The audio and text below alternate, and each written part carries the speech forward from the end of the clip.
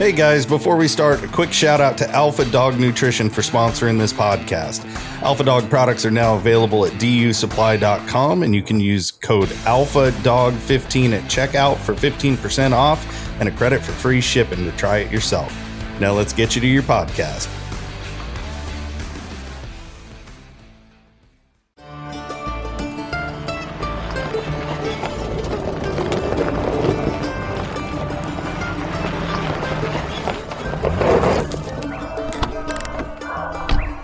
Where's Fielder? He's gone to the dogs. Welcome, friends, to the Gone to the Dogs podcast. Thank you. Thank you, folks. Man, there's a crowd here at the Gone to the Dogs podcast headquarters today in anticipation of Thanksgiving. Thank you, folks. Thank you very much. Thank you very much.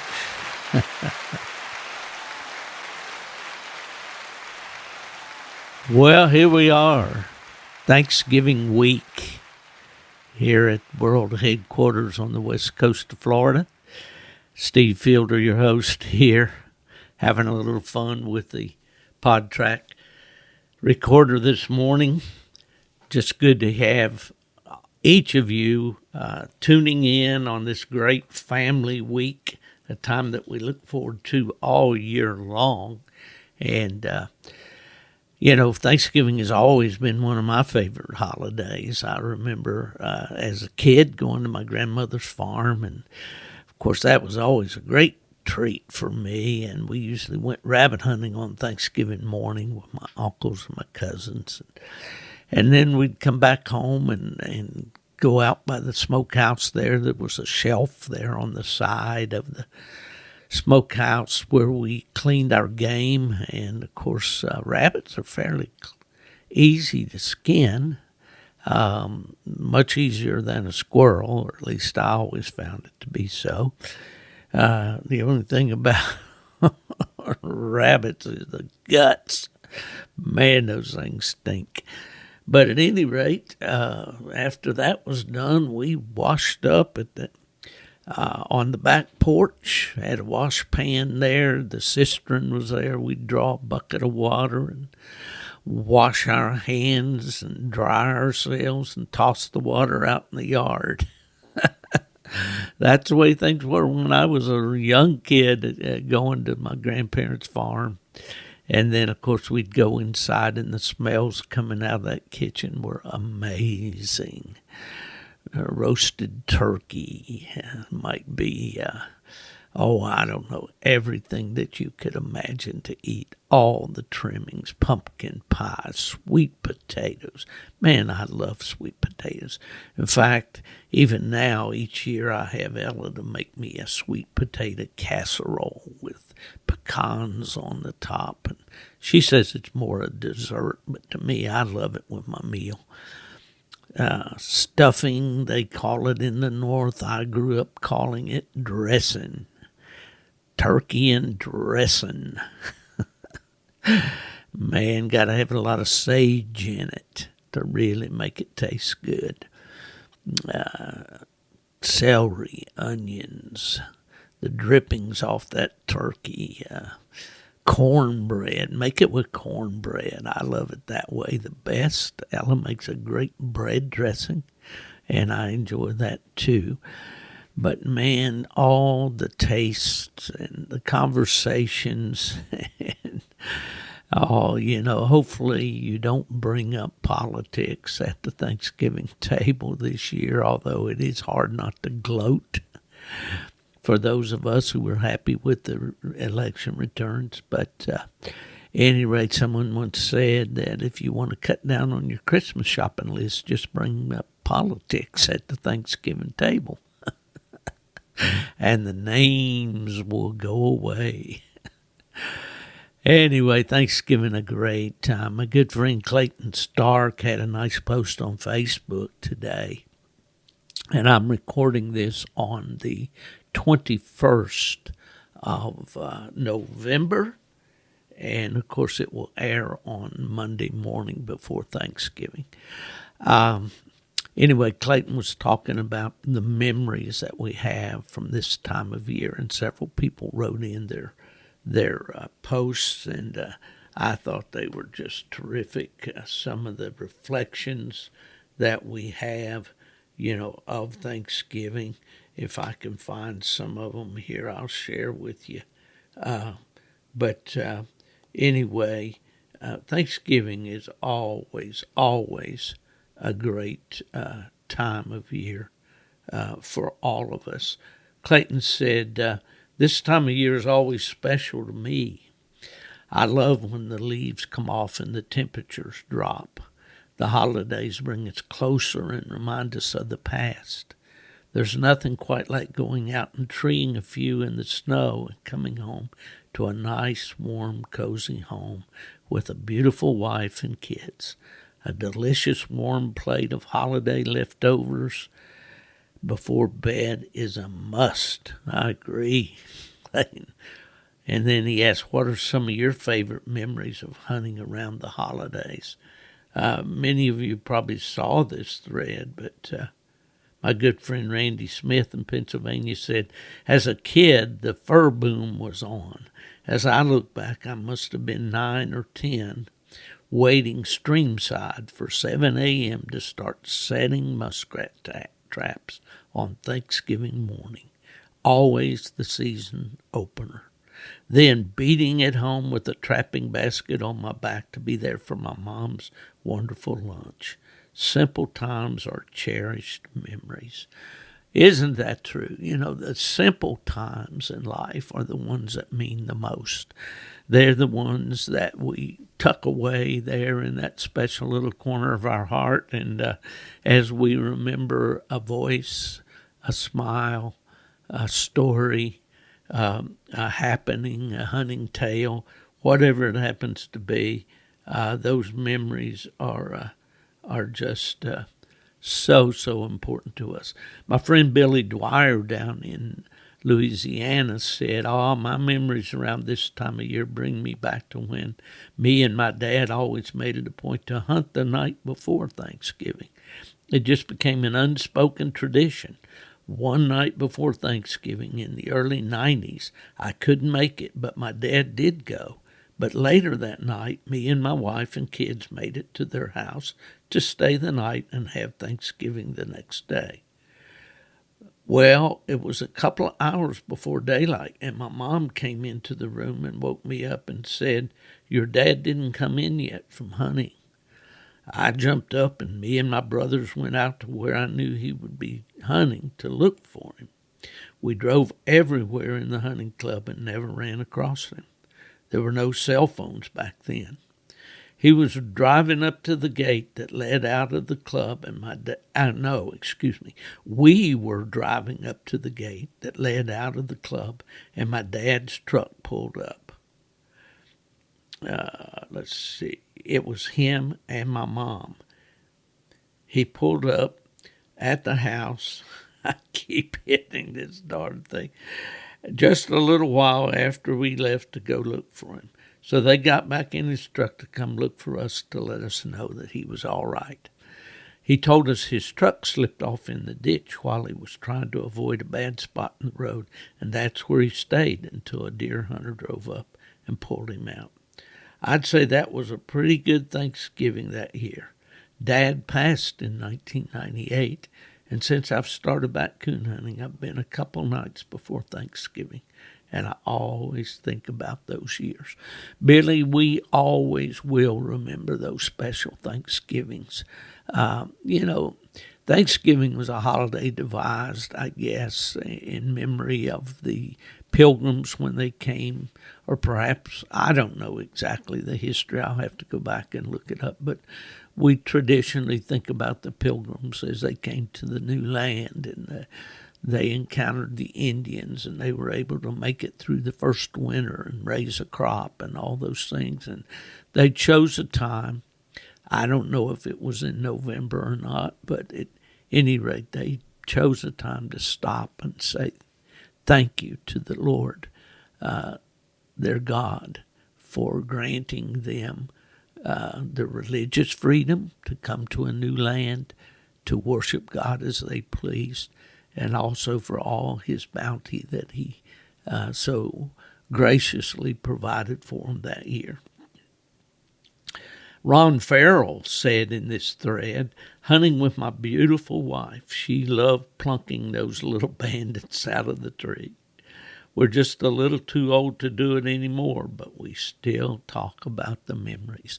And there we go again with that word memory, how important it is. And he's got a great picture here of his wife with a walker dog and a coon on the tailgate.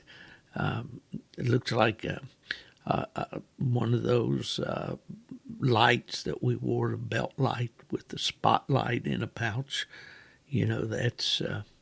That's just a terrific memory right there. Jack Melson said, a lot of great memories from the past 45 years with my dad and Uncle Hoyt. They're gone now, but a lot of great hunts and stories, and the really special hunts on Christmas Eve with my dad. And, of course, Thanksgiving is just the precursor to the big event, the birth of Christ on Christmas. And every kid in the country looks forward to Christmas, and you really don't have to be a kid. I think we all look forward to that very much.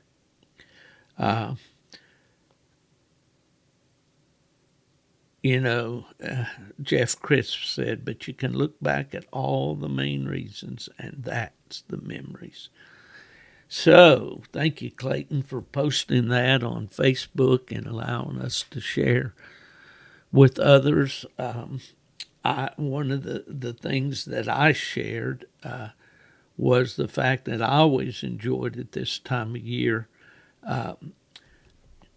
sitting in those frosty woods around the woodlots around those cornfields in Michigan or bean fields that had been harvested recently, and looking out across the fields and seeing the glow of the yard light and wondering what that family was doing while I was out there shivering in the cold, waiting for the hounds to find a track.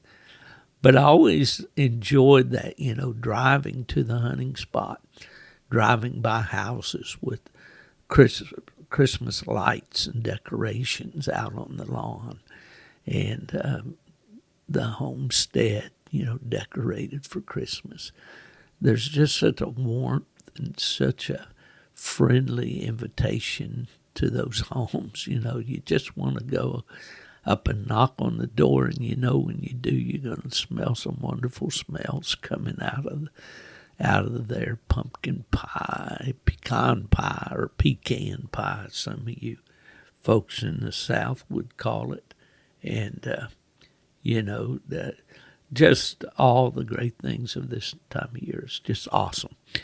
Well, I'm going to try here in just a minute to get a hold of my buddy Nubbin Moore down in Sterrett, Alabama, and see if we can kind of have a little conversation about the upcoming trip to the White River Refuge. This will be my 15th year in a row to go out to the White River. As always, this time of year, we're watching the flood stage at St. Charles on the White River to see what, the situation's going to be. Is there going to be too much water? I got a report from a friend of mine, Matt Collins, who lives over in Marianna, Arkansas, but has a camp there near Sweat's Camp on Maddox Bay, and he tells me that there's water, but there's still hunting. There's still high ground to hunt. Tells me that the acorn crop did not hit there in the White River Refuge this year, so we're going to have to be a little innovative to get out around and find where the feed is. But Nubbin and I always look forward to hunting out of a boat, and I think we'll be doing some of that this on our trip. We're going out the Sunday after Thanksgiving, and I'll be going to Alabama, spending the night with Nubbin, and then we'll go on to the White River. We're staying in a new place this year due to the fact that the High Plains waterfowl has been sold and under new ownership, and so we enjoyed staying there for 4 years. It was a great place to stay. I hope that they'll open it back up and maybe make it available to us in coming years, but we'll see. At any rate, I'm going to wish all of you a very, very happy Thanksgiving, and hope that you're with family, friends. If there's an empty chair at the table, my prayers and thoughts are with you as you cherish the memories of those that have gone on. So that's going to be phase one of this podcast today, and we'll be back with phase two right after this. Well, I was able to catch up with my buddy, my running partner here, Mr. Moore, down there in Sterrett, Alabama, Arnold Archie Nubbin Moore. How you doing today, Nub? Man, I'm doing good. The wind's blowing here, but other than that, I'm doing good.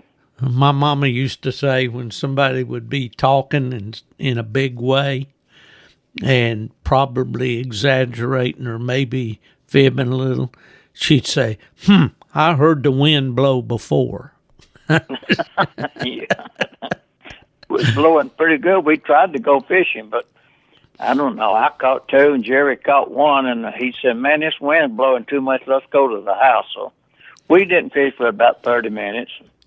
We come on to the house. Well, it's pretty good to have a place to fish right there close to home, that you can do that. Oh, yeah. And there's some beautiful lakes there. I got to fish a little bit over there. I don't remember catching anything very big, but you seem to know the combo to get the big ones out of there. And those big ones, you kind of tell them not to talk and put them back in the water, don't you? Oh, yeah, I put them back in the water. Yeah. Now, what they want you to do over there, for the people that don't know, there's 140 acres across the road from my house. It's a farm. It's a camp for underprivileged kids. A lot of time they got a campground over there. They got a camp house.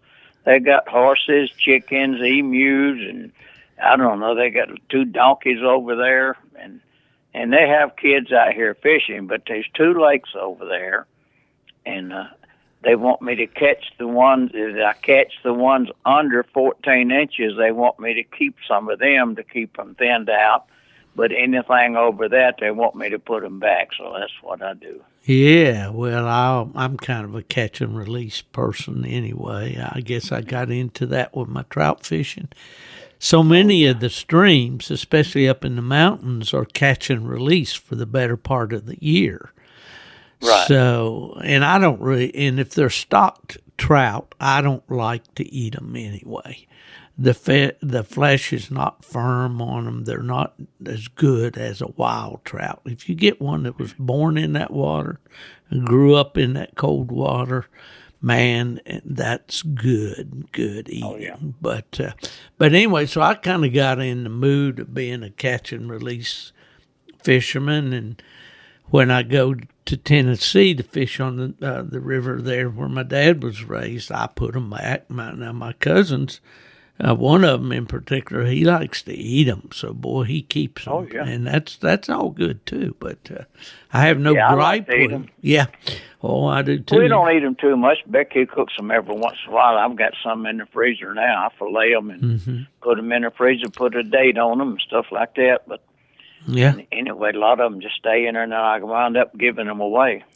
Do those fish in those lakes, those small lakes, bite better in the spring and fall or than they do in summertime? Well, they have a feeding time, just like the other day my brother and I went over there. For the first hour or so, I caught 1 or 2, and then I got to catch them. I think I caught 15 bass. Most of them weighed a pound, 2, 3 pounds. And then all of a sudden they just cut off again, Mm-hmm. They were just about every other cast. I was catching one, and then all of a sudden they wasn't biting. Yeah, that's something. It's like that everywhere down here in these saltwater fish. When the bite's on now, boy, you can catch them Oh yeah. right and left, and then, like you say, they'll just shut it off, and that's it. Yeah. I guess a whistle blows or something. I guess it does. I guess they've got it like in the ball game. There's a whistle blowing to start the clock to running. I reckon. Yeah. Well, speaking of fish, we usually have a pretty good fish fry out at the White River, don't we? That we do, and Morris is telling me they got enough fish for 2 meals and frog legs for another meal. So. Yeah, well, that's... We'll have enough to eat. That's coming up here shortly now, Steve. It's not going to be long. You got to be coming this way. Yeah, that's for sure. We're recording this on a Wednesday, I believe. Or is it Thursday? What's today? Today's Thursday. Thursday. I missed today. So I'm running a little slow. Usually I try to get the following week's episode done on the Monday before, but they've been a little lenient with me here lately. I guess it's because I'm old. But it's coming up. We're here a week from today will be Thanksgiving. And when That's right. Yep. Week from today. When this podcast airs, it will be on a Monday. And the following Thursday, which will be next Thursday for us, will be Thanksgiving Day. And I've talked already a little bit here in the first part of this podcast about Thanksgiving and the holiday and everything. What do you and Becky have planned this year for Thanksgiving? Well, right now, I'm not sure. We talked about having the kids here, and then a couple of them's going to be gone. And then Becky Scott, and then they're going camping for the holidays, and then they're going to all meet at the Cracker Barrel to eat. So right now, I don't know what we're going to do. We'll either Cracker Barrel or have some of the other kids here, so I don't know. Well, it's like I tell them at church, I hadn't been told yet. That's right. Well, a wise man kind of leaves that up to his better half to arrange and all of that. And you mentioned Cracker Barrel. That's going to be my Thanksgiving table this year too, because my dear wife and her 2 daughters are going to be meeting actually Ella and Jackie will be driving up from here in Florida, and the other daughter, Susan, will be flying down from New Jersey, and they're going to the graduation at Fort Moore. They've renamed Fort Benning after you, Nubbin. Yeah. You know that ain't right. And you're a Navy man anyway, aren't you? Yeah, that's right. I guess I'm famous. I'm famous in my own mind, I guess. A legend in your own mind. Yeah. But anyway, Alyssa, our granddaughter, is in basic training. She's in the New Jersey National Guard. She's a freshman at Rutgers University, but she wanted to go in the Guard, and she's a forward-thinking young lady, I'll say for sure. And if you'd see her, you'd never believe it. Petite, cute little thing, and she's in the infantry. She's going into infantry training. So anyway, but they're going up for her graduation, and will be gone over Thanksgiving. So and my brother is flying down, and I guess he and I are going to be doing Thanksgiving together. And if he's expecting me to cook, he's in for a rude awakening. Well, I asked Becky yesterday if she ever got her oven fixed, and she said, "What are you talking about?" I said, "Well, you ain't using it a long time. It's some pots and pans stored in it. I figured it was broke." So she didn't like that. No, my brother once said that if he wanted to hide something from his wife, he just put it in the oven. But that's right. Oh, we're getting off on some shaky ground here. We better get back in the boat. Speaking of which, we've got our White River trip coming up, and I've been talking to one of my friends out there, you met him last year. We went over and went pleasure hunting with him, and Right. Mr. Matt Collins, who lives in Yeah, I knew who you was talking about. Yeah, Marianna, Arkansas, over where Philip Heron lives, and I'm kind of running rabbits here, but I just talked to our mutual friend Frog Hayes just a minute ago on the phone, and he was driving back from Tennessee. He'd been up to Kentucky, Murray, Kentucky. But anyway, we were talking about, White River coming up and all that. And I talked to Matt Collins about it, and he said that the acorn crop is real spotty and basically non-existent this year. So that's going to force the hunters to look for new places, I guess. Excuse me just a minute. Go ahead.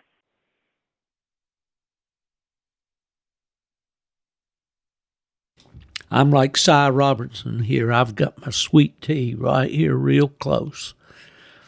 You like sweet tea, Nubbin? Well, it's not going to be long. And my dog's been in heat. In fact, she's going out now, so she'll be out just in time to go over there. Well, that's good. Well, the one I'm bringing along with me is a little young to worry about him. I don't think he is old enough to sire a litter, although the fever dog his daddy tried to last year when we were out there. We had a little bit. Start them sometime. Yeah, we had. I always like to take my young dogs out if they didn't do nothing but walk around with them and let them see what's going on. Well, I've got this puppy here, call him Ghost. His nickname is Boo. But he's going to be just a couple weeks younger than the Cruz pup was when I brought him out there the first time. Yeah.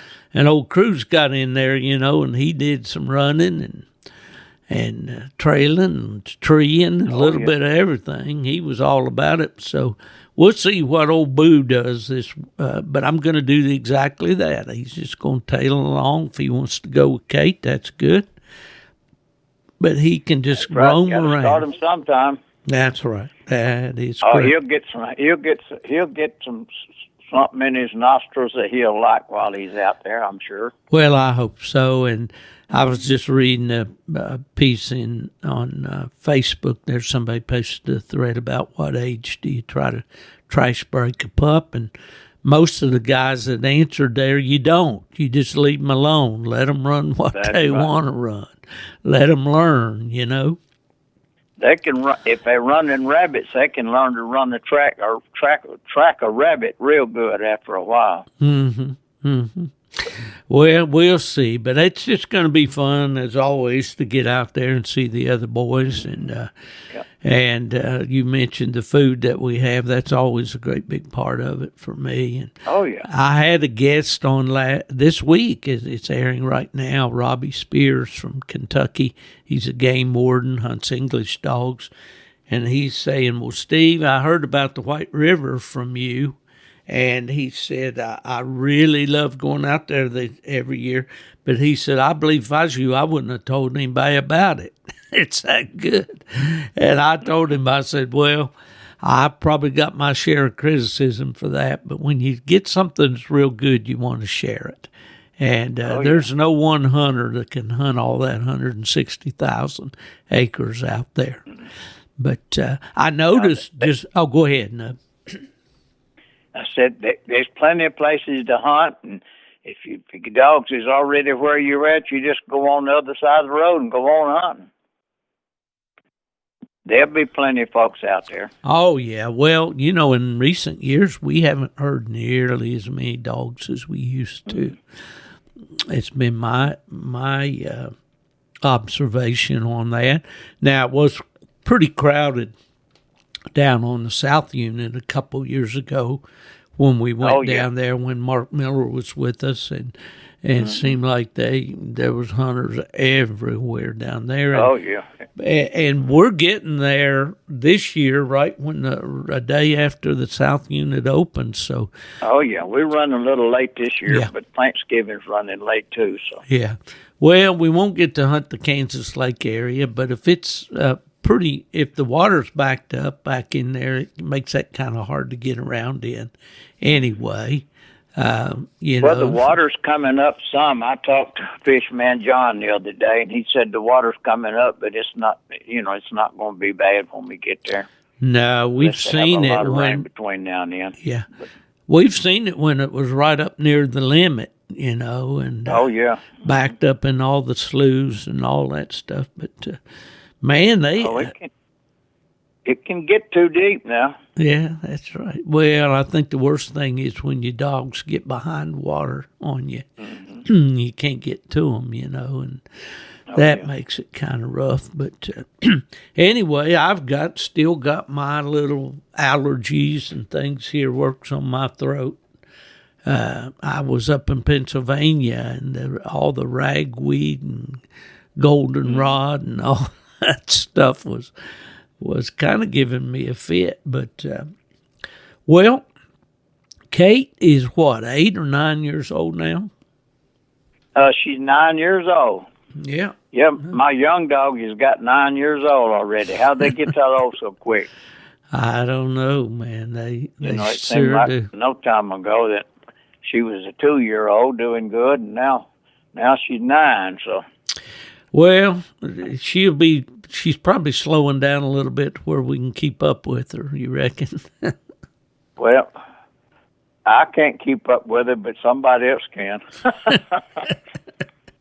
Well, I don't worry about it, because if I don't want to go to her, all I got to do is call her, and she'll quit and come back to me. Yeah. That's one good thing about her. So, if she gets across some water, I just go to calling her, and here she comes.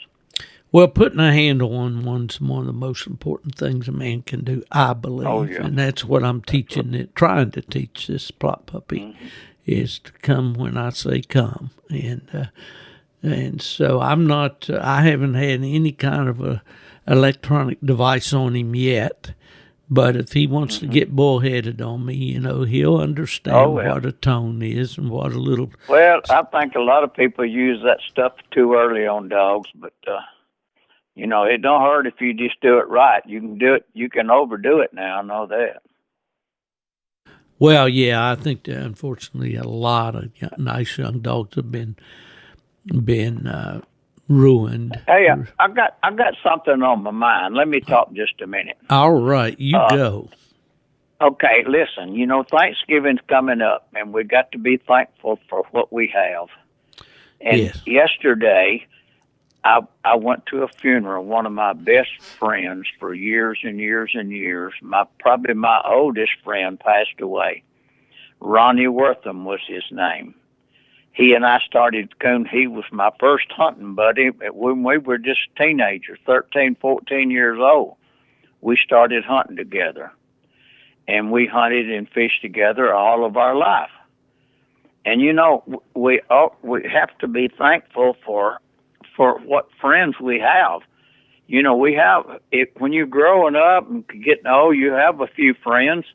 Some people have more than others.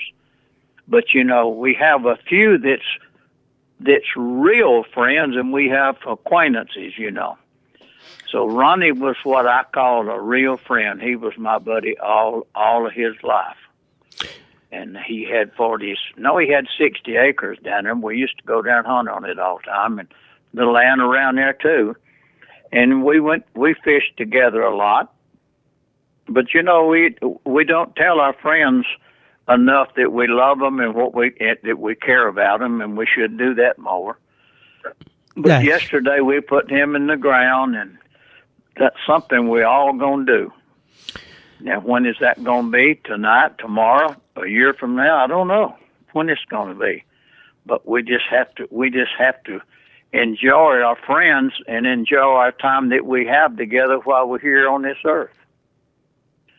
Well, that's for sure, Nubbin. And when we get our age, we're the fortunate ones that are still able to sit here and talk about it, and we think about so many. My class just had their 60th, I believe it was the 60th reunion. Yeah. This just back in October. And, and the class was over 400 kids. And now when you see the reunion and see the number that are there, it's just a fraction of that. Of course, I realize that traveling, like for Ellen and me to travel all the way from Florida to West Virginia would have been an effort. But there's so many, we get the news from almost weekly of somebody, or at least monthly of somebody that's passed away. That's right. Yeah, go ahead, bud. I was fixing to say, I talked to a classmate of mine in high school, and we'd done a little research, and there's only there was 63 or 4 people in my high school graduating class, and there's 5 boys that are still alive, and that's all. That's and there's about 15 or 20 girls that are still alive, but most of them boys have done kicked the bucket now and gone. Well, the women do tend to live longer than we do. But, too, modern medicine keeps us alive longer. Both of my grandfathers died in the early 70s. And I guess way back there, the life expectancy was only about 40-some years, and think about it now. We've doubled that, and all, but we don't want. Yeah, back to your point, Nubbin. Yes, those friends are vitally important to us, and we need to be thankful for them every day. And I know I'm thankful for our friendship that started back in the days when I was with UKC, and we've had rode a lot of miles and lost a lot of sleep and ate a lot of good food and some not so good. Yeah. and I hope to continue to do it for several more years. I don't know. Like I told Durkee the other day, we was talking about getting ready to go on that trip. And I said, Durkee, I'm getting on up there in age, and my dog's 9 years old. I said, another year or two, I probably won't be going. He said, I don't want to hear that. And I said, well, it's a fact. A guy told you one time, that's a fact, Jack. You remember that? Yeah, Eddie Parker, are you listening out there in Ozark, Alabama? Yeah, that's what he said. He said, that's a fact, Jack. That's right. Yeah. It is a fact, and what, I don't know. I don't tell this on you. A couple of years ago, we were down around Kansas Lake, and we were coming back up a bank there, back up to the buggy, and you said, I'm just going to quit this stuff. It's too hard. Yeah. and last That's year... when we couldn't get up that bank with a four-wheeler, wasn't it? Well, that one we're down in that ditch and trying to get out with that four-wheeler? No, this was the time we'd walked down to the edge of Kansas Lake there. We were on the left-hand side around there, and we were coming back up to the buggy. And it was kind of hard to get up the hill there to the dogs. Slippery. Well, last year when we had Kate and Fever split-treed there within about, I don't know, they weren't, maybe 30 yards apart or something, and doggone, I'd already seen one of the coons walking in. I got up there, couldn't find the coon. Ended up having to lay down on my back trying to find Kate's coon. And then I got so all discombobulated, I knew going in where Fever's coon was. And then when I got out of that mess with Kate, I couldn't find his. And I was ready to quit right there, buddy. I was done for. But, those kind of things happen, and we got to laugh about it. I mean, oh, yeah. Yeah. Okay. Ain't no use to cry about it. Well, I saw... Well, you was talking about quitting. I had another buddy, Jerry Hanna, quit on me last year. He told me at the beginning of the last hunting season, he said, Nubbin, after this year, I'm going to quit. I said, "Oh, you ain't gonna do it." And he said, "Yeah, I am." So it's about 2/3 of the way through the year. We were hunting one night, and he looked at me and he said, "Well, night's just as good a night as any." And I said, "What are you talking about?" And he said, "Tonight I'm gonna quit." He said, "This is my last time when they make that tree, or whenever we get the dog back." Said, "I'm putting him in the truck and I'm not coming anymore." I said, "Oh, Jerry, that's bull." He said, "No, I'm quitting. I told you I was going to quit this year." And he said, "Tonight's just as good a night as any." and so far, he hadn't been back anymore. No, he quit. And, well, but I guess we're all going to have to do that one of these days. Well, we will, but, as long as we got friends to keep urging us on, and to me, it's just like this year, if I get to ride around in the buggy or the boat and get to hear the dogs running the tree, or if I don't, if I have to sit at the camp and hear the stories when they come back in, then I'm going to try to enjoy that. Now, I went to Pennsylvania here a couple weeks ago, 2 or 3 weeks ago, and Randy Smith, Randy Smith took me to some farm country where, it was fairly flat. And, man, I felt good, and I walked better than I have. My balance was much better. With me, it's vertigo. Vertigo kind of puts my head in a spin, especially when you try to look up at shining trees. Yep. And if you move around, if you've never experienced it, folks, I hope you never do. Let's just put it that way. But no, I've never had that, but I've been around people that do. Mm-hmm. So anyway, but I felt real good, and I feel good now, and I'm looking forward to the White River, and hopefully, I'll get to make a few trees, and the ones I don't, I'll sit in a buggy and hear and razz the guys for not getting in there quicker and for not taking fewer shots to get that coon out. Well, we don't get in a hurry like we used to. No, I remember back years ago we'd run to the trees, Oh yeah. But, now we just waddle along and get there when we can. But, I wasn't hunting. Oh, it's been about 2 weeks ago or now or 3. I decided I would go, and I thought I was going with Jamie Perry and Trey. But when I got down there where I was going, they decided they'd go somewhere else. And so I told them, I'm just going to turn loose. Anyway, I turned my dog loose, and she went in there about 450 yards and treed. And I went to her. When I got her, I come home, and I told my wife when I got home, she said, "Who'd you go with?" I said, "I went by myself." Oh, she didn't like that. She looked at me. I didn't think you was hunting by yourself anymore. And I said, "Well, that's the first time in a few years that I have." Yeah. But I used to do that all the time. But, but I realize I don't need to do that, Well, I need to have somebody. Right. Well, especially in places like you hunt and out there in the White River, all that big country, a guy could get lost in the White River or have problem, and they may not find him, But when I lived in Michigan, I was always within sight of a yard light, somewhere of a dusk to dawn light, mercury vapor light somewhere on a barn. We don't get lost like we used to. We got GPSs on the dogs and in our hands. So yeah. I was telling Robert Gardner yesterday, we went to eat lunch after that funeral, and Robert's daddy had the first coon dog that I ever hunted with, an old red dog named Rock.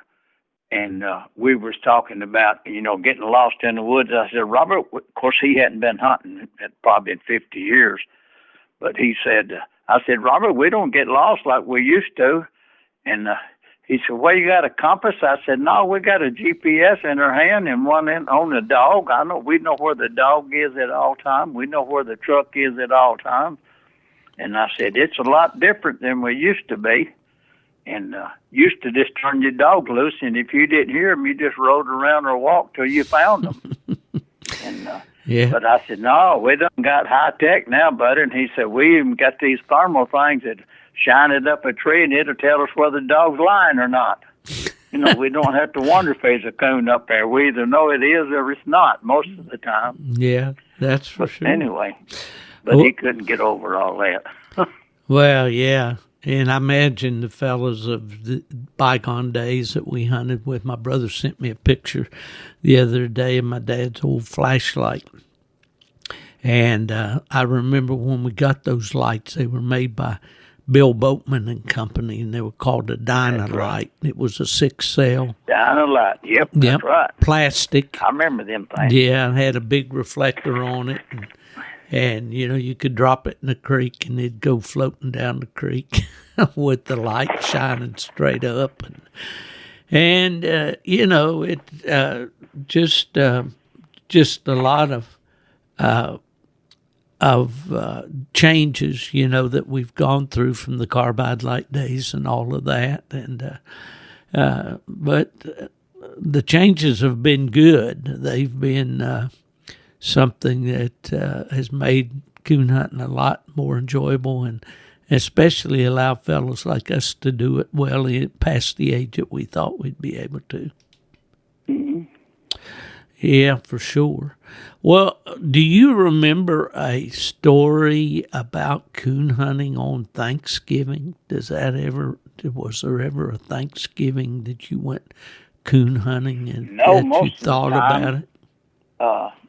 Now, I went one year over to Phillips during Thanksgiving at that Black and Tan reunion, and then I said that I wasn't going to do it anymore. I was going to stay home on Thanksgiving. Right. Well, you mentioned... I used to stay home with the family. Well, you mentioned Ronnie Wortham and the hunts that and I've heard many of the stories about the hunts that you and Ronnie took and how you guys would walk basically from the house and end up way back there on the ridge, and you pointed to me and showed me that several times. Do you remember any interesting hunts that you and Ronnie took back in the day? No, I remember a couple of them. The one that I remember with that old Red Dog is that we went way down that one creek and it ran into a big creek, and we walked and walked and walked, and finally he treed a coon, and of course, then we had an axe and we chopped the tree down. And then we caught a coon and brought it back. And the next day, we got home about daylight. And you know how teenage boys, they'd go to bed, they'll sleep half a day or more. And then Mr. Gardner come in there and woke us up and said, "You boys get up, wake up." Said, "I got dinner fixed. I cooked that coon for you boys." So I thought, okay. So we get up. And I walk in there, and there's a big old platter of meat. And I thought, man, that coon made a lot of meat. But I sat down and ate. A little while, Mr. Gardner said, "Nubbin, did you enjoy that coon?" I said, "Yes, sir. That was good stuff. That was good eating." He said, "Well, it wasn't coon." I said, "What was it?" And he said, "It was goat." He said, "I killed a goat last week, and I barbecued some of that goat for you boys." So I thought I was eating my first coon, but it turned out to be goat. Yeah. Well, I remember eating some mighty fine barbecued goat out in West Texas. And that was with Bert Martin. He was originally from Tennessee, but he had moved to Texas. And he was one of the coon hunters that I met when I went out there. And Bert and his wife were mighty good to me. I was single. I didn't have a vehicle. I was in training in my tech school there in San Angelo. And he and a fellow named Robert Knox that worked at the commissary would come by and pick me up and take me coon hunting with them. And we'd go to the hunts from time to time and all. But Bert, he said, "Come on, Steve, Saturday we're going to go up to Ed Bagwell's and we're going to get a goat to barbecue or a quarter anyway." So we went up there, and he had a whole pen full of goats up there, and they caught one, lassoed one, and hung him up there and, let him bleed out and butchered him. And we took that thing back to Bert's place, and he put it on that mesquite wood and barbecued that boy, and I'm telling you, that was good. It was good. Hey, I enjoyed that. That's the only time I ever ate goat that I know of. Mm-hmm. Yeah. I've ate barbecued coon several times. Somebody said, "Nubbin, what it tastes like?" I said, "It tastes as good as the sauce." Well, I kind of heard a rumor the other day that we might be partaking of some raccoon here before long. That's what we're supposed to have. One meal with some kind of raccoons. That's what he said. I see. And we got 2 fish meals and frog leg meals, and we got some chicken tortilla soup and jalapeno cornbread to eat one night. And now after that, I don't know. It's whatever somebody comes up with. Well, from my experience now, going on 15 years, we've never starved to death in that hunting camp out there. Well, everything. If you drink enough wine, everything tastes good. Well, we're taking one of the South's greatest vintners, I guess you call them, with us to camp, and I guess, did the muscadines come on good this year?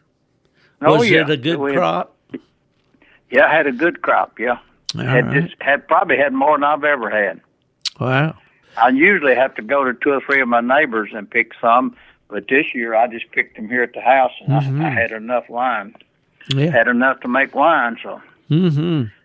Well, anyway. That's always a good little refreshment at the end of a night's hunt, and sitting around telling the stories and sipping a little of that Nubbin's homemade muscadine wine, folks. It doesn't get much better than that. That's for sure. Well, I got some in the cooler down there all ready to go. Just all we got to do is load it in the truck. Well, it's just a great time of year, and I know across the country the listeners are in the middle of their hunting seasons. The Ohio and Indiana seasons, I guess, are in by now. They don't come in until November. Michigan comes in on the 1st October. Back home in West Virginia, usually around the 15th October. So everybody across the country now, I imagine, that loves to follow a hound, they're out and carrying the rifle or the pistol. You know, or whatever. A coon hunter in Alabama has got it made now. The deer hunters, they voted here a few years ago to not close the season. The coon season's open all year long here, because them deer hunters and turkey hunters want us to kill all of them, you know. Oh, yeah. They're worried about them stealing. The deer corn that they put That's it. They steal a kernel or 2 of that deer corn that they pay outrageous price for it. Yeah, that's right. At Walmart or wherever. Yeah, I just, it was refreshing to have a game warden on last week talking about such things. And he's a deer hunter, too, and loves to deer hunt. But we all know, that the coon dogs do not affect the deer, do not harm them in any way, do not. Yeah. And, when I lived in Michigan, deer season came in the 15th of November. Well, that was just in prime coon hunting country. I mean, time of year up there. The hides were prime and all, and I hunted right through deer season, right on, and never had any problems, So yeah, the deer know if them dogs is after them or not. I remember one time you and I were at White River hunting several. You still had old Hoss, and the dog split treed, and we went by my dog first, and Hoss was about another 100 yards down there, and you went on to him. And I'm sitting there waiting on you to get back, and I looked over to the left about 30 or 40 yards, and I saw a pair of eyes, and I thought, what is that? So I get up and walk over that way, and it's one of the biggest deer that I've ever seen in the woods. Got up and stretched, humped his back up. Man, had a big old rack on him. And he looked at me, and I had to lie, and then he walked on off. But he was bedded down there, wasn't 40 yards from the tree where mine had been treed 30 minutes. Yeah. And, well, a coon hunter has those stories, and we've seen it so many times. And we're starting to see them pop up on social media, too. Guys are photographing these deer laying out there, as they walk into the trees. But communication. I've seen that a lot of times. Yeah. You'd be going to them, there'd be 4 or 5 deer bedded down, and they don't get up. Well, one of the deer hunting stories that I enjoy is when we went to White River and we went down all the way down on the South Unit, and we were driving around. We saw a fella had a nice deer hung up there by his camper, and we stopped in, and that paid off pretty good, didn't it? Oh, yeah, we got a good meal out of him, didn't we? Yeah. That's right. We admired I can't tell the rest of the story. He wanted to go coon hunting with us and shoot one out with a bow and arrow, and I can't tell this on here, but we didn't tree a coon. We made a tree or two, but we didn't see a coon for him to try to shoot it out with that bow. He said, well, 4 o'clock was going to come pretty early for him the next morning, so he excused himself. Yeah. But and we went right down the road. We didn't go a quarter of a mile from his camp and treat a coon. Remember that? That's right. Yeah, after he quit, he had to go to bed where he could get up and go the next morning. Well, yeah, I remember we did tree a coon just right down the road after we left him. That's right. That's right. That was all right. It happens out of the way. It does, but boy, you try to show somebody something and it don't always pan out. No, that's for sure. But I don't know if it was that day or the day we were in there before scouting, we saw that big deer cross the road. Oh, yeah. I took a picture of that rascal. He had the widest rack, but he didn't have very many points. He looked almost like one of these longhorn steers. His rack was so wide. Rack, yeah. But it was low. That thing stood in the road for a little while and let you film him. Yeah. Oh, yeah. Oh, good times, Nubbin. Good times for sure. Oh, yeah. And there are more coming here just in a few days for us. That's right. We're going to have some more. Yeah. Well, I sure hope so. And, well, I guess this year, just talk a little bit more about White River, and then we'll get off here. But I guess we'll plan to hunt in a boat as much as we can. Now, we've had some good hunts in the past, haven't we? Yeah, I think your buddy's going to have a boat over there. And I love to hunt out of a boat. That's one of my favorite things to do, Yeah, for sure. Just use it like a truck. Just go down, turn loose, and go down a little further and turn loose on the other side. Of course, we can't turn loose down the river because they could get in on the closed area this year around Kansas Lake if they go too far in there. So, we'll have to, yeah, keep them on the other side of the river. Well, right as we're talking about that, I'm sitting here holding a copy of the U.S. Fish and Wildlife Service Dale Bumpers White River National Wildlife Refuge user brochure for 23 and 24, which we're in 24.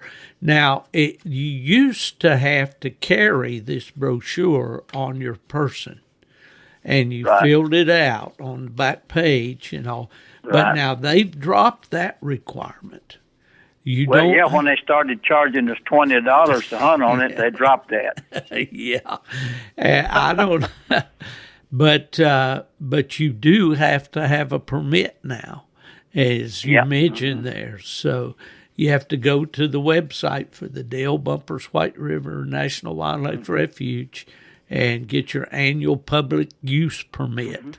And right here. Well, now this year, Steve, you can call over there on the phone and talk to the girl on the phone, and she will get your information and email you one. You don't really have to get on the internet if you don't want to.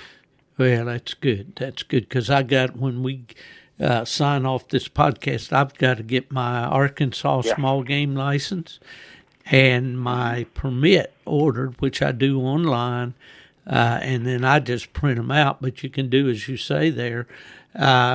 It says an annual public use permit is required to hunt, fish, launch boats, and utilize campgrounds on Dale Bumpers. That's right. Even go out there and walk around, you got to have one of those. Yeah. And it says it's $20 for those 16 years of age and over, and is free to those 15 years of age and younger. And they say that the reason they charge that is to administer, maintain, and improve hunting, fishing, and other outdoor recreation on the refuge. Well, we talked about this with Robbie Spears a little bit last week, And his thoughts on that is that, by more hunters going out there, more hunters buying permits, buying license and all, that perpetuates the refuge. Because, there's no, they could say out of the blue, no more hunting on the refuge. Oh, yeah, right. But if Which game warden did you talk to last week? Oh, this is one from the state of Kentucky. He's not one from out in Arkansas. Oh, okay. No. All right. But he goes to the White River and hunts. And so that's something that we probably haven't thought a whole lot about. That I mentioned before that I saw T-shirts that says I'm a public landowner. And we do. We all own this. We pay taxes to the United States, and they maintain this through the U.S. Fish and Wildlife Service. So we're contributing to the continuation of that recreational activity. And it's really one that, the fact that there's that much land available to ATV use. Usually when you're on public land, they don't let you use your four-wheelers and side-by-sides. But anyway, that's coming up, and I'm looking forward to it. I'm looking forward to crappie supper and coon dinner. And all the treatments. Yeah. Looking to hear a few dogs tree some cones. Absolutely. And maybe this little plot dog, I tell you what, he's little, but he's loud. This is probably he's going to get to see a cone or two because we got some pretty good coon dogs coming. Oh, yeah. Those boys, some of the boys that go with us out there, they're dead serious about this coon hunting stuff, the way we used to be when we were younger.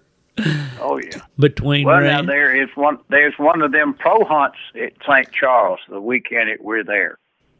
Oh my! Well, there you go. There's a recreational activity. Yeah. Which would you rather do, Nubbin? Go out there and listen to a pro hunt cast, or go pleasure hunting?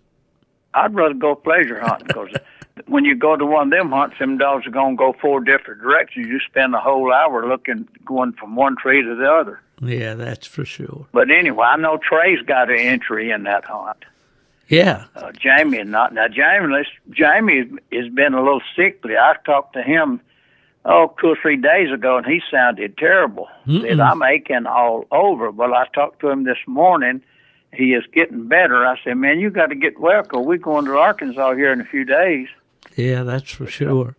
Well, I sure hope that he does. And for all of you who are traveling out to Arkansas or Michigan or Kansas or wherever you're going, hauling dogs in the back of your truck, be safe, stay awake, obey the law. Don't run afoul of some landowner that doesn't want you to be on his property if you can help it. But just have a good time. That's right. Have a good time and stop every few 100 miles and let your dog out to go to the bathroom because he has to pee too. There you heard it from Arnold, Nubbin, Moore. You heard it from the source right there, folks. Hey, it's been a good time talking to you, Nubbin, and we'll be talking a lot going up the road from Sterrett, Alabama to Holly Grove, Arkansas, which will be our destination. But, folks, I appreciate you listening to the Gone to the Dogs podcast. If you need anything for your dogs or for yourself in the way of hunting equipment, supplies, apparel, any of that stuff, and especially electronics, and need customer service to make it work right, these are the guys you need to talk to, dusupply.com. Also want to thank Alpha Dog Nutrition, our recently new sponsor, all the supplements that they have for your dog, and also to our good friend Big Mark Zepp with Zepp Predator Calls, who's always been a strong supporter of this podcast. Until next week, we'll be coming at you from the White River in eastern Arkansas in the Delta. This is Steve Fielder for Nubbin Moore. And if they ask you where are those boys, just say they're in Arkansas. They've gone to the dogs.